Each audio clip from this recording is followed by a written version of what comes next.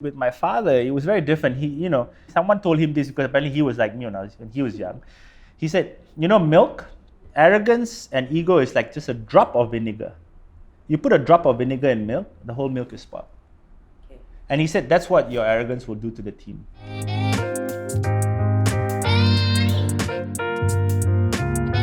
My name is Frida Liu. I wrote my book In Your Skin about people being comfortable with who they are and what they do, defining success on their own terms. I'll be featuring some of my personal heroes in the social enterprise scene right here in Malaysia, heroes who have defined success on their own terms. SOLS 24/7 is an award-winning humanitarian organization committed to serve, educate and empower poor and underserved communities. They've trained over 400,000 students, established 100 training centers and team members from more than 50 countries. It was started by this man, Raj Singh, or more affectionately known as Teacher Raj. Okay, Raj, you've been doing this for 10 years, the SOLS social enterprises. You started turning it into a multi-million-dollar business within a period of 9 months.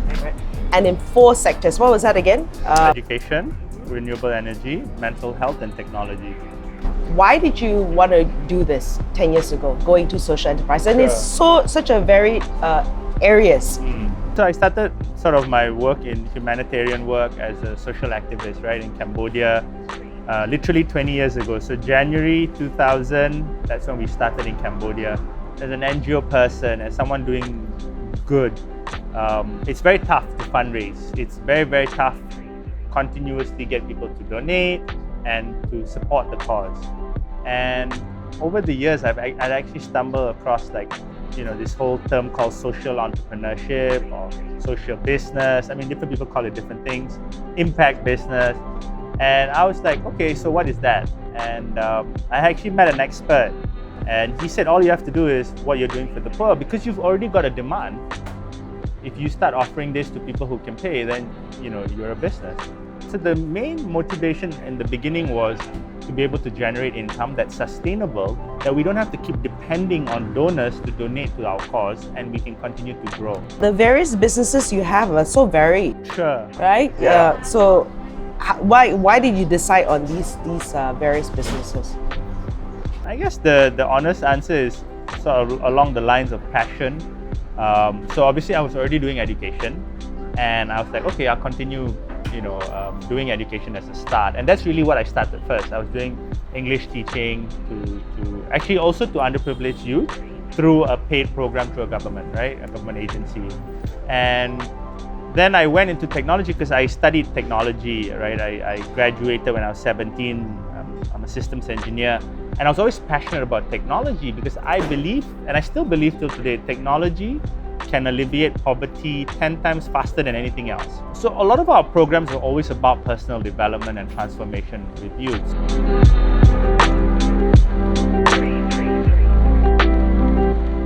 How do you manage to, penetrate and be part of the ecosystem to have that conversation? You're still young, so you were fairly younger then, right? To get that belief and buy-in from all these people that you work with. So when I started as an NGO person, right, NGO man, social activist, any organization is an organization. Whether it's a movement to make a difference, whether it's a business, it's all the same. If you started it, then you essentially you have to do HR, do accounts. You are all in one, right? From cleaner to CEO, and you learn a lot. And so for us, we were very lucky that, in the sense that we built a program, but we figured out how to engage people to become a part of the movement. Right? And we figured out how to operate things very efficiently. If you are able to operate things on a shoestring budget and you have the ability to manage people and empower people to join you, then you could do anything. So I want to talk about then your leadership style in leading your team. Sure. I guess it's sort of, yeah. I started off the organization when I was 17. Yeah? So you're 17-year-old, you're still thinking about chicks and gaming and food, and you don't really think about, you're a leader, or you just go like, yeah, it's cool to have people. And I started being called Teacher Raj from 14, by the way. So in the NGO, we learned very quickly how to transform underprivileged youth and from becoming the problem to becoming the asset. They are not the problem. They are a solution waiting to happen, but no one wants to give them the education, opportunity, and support. And when we figured that out, we got to transform people very quickly, and that's how we grew very, very fast. And that's why we are 7 countries, almost 500,000 people. We are the biggest education, non-humanitarian organization in Southeast Asia, right? In terms of the volume of people we've trained. I didn't think about it. I didn't think I was a leader. I didn't think I was anything, right? I was just trying to do good and managing and empowering people. And then you learn the need to keep people motivated. Because here they are volunteering their time for free. You got to empower them and share the vision and say, hey, we're going to change the world, one child at a time and all. And you're actually doing this and you're not paying them. You learn a lot of empowering and motivation, and you learn how to encourage. And this is what frustrates me. Big organizations take the smartest minds to work for them to make them richer. But if you really want to solve world problems, you need really smart people. Unfortunately, the humanitarian world, the social world cannot afford smart people, so they don't get smart people. But then on the flip side, smart people are also looking for something more. They're also tired of making just shareholders or other guys rich, right? So it's finding that balance, and that's why I say blending of both worlds, where you make a difference, you do social activism, but at the same time you're sustainable so you can pay salaries. So I will very likely I will never have $1 billion in cash in a bank account. But my dream is to give billions of ringgit, dollars worth of services to the world. Does social activism still have a role to play? For sure. You learn a lot of sacrifice. You learn a lot of if you can't say you care until you truly care through action and participation.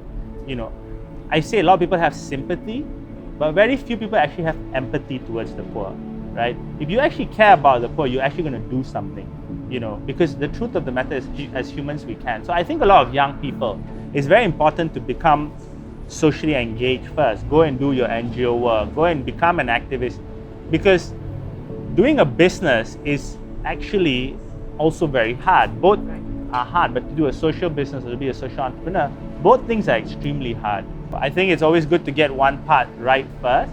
And I think that the challenge is most people, they don't understand that it's two different worlds. And that's why for me, I think it's very important for most young people to become social activists first. Faith without works. Yeah, and believe in something, right? Like get passionate about a cause. And the thing that most young people forget is you have time. You don't have responsibilities yet. You don't have commitments yet. You have time. Go and do something, and it will change their lives. Starting as a social activist and teacher at 14, SOLS 24/7 has evolved into a force to be reckoned with, changing the status quo of education to energy, all through the drive of an entrepreneur. Follow me for more stories and social enterprises.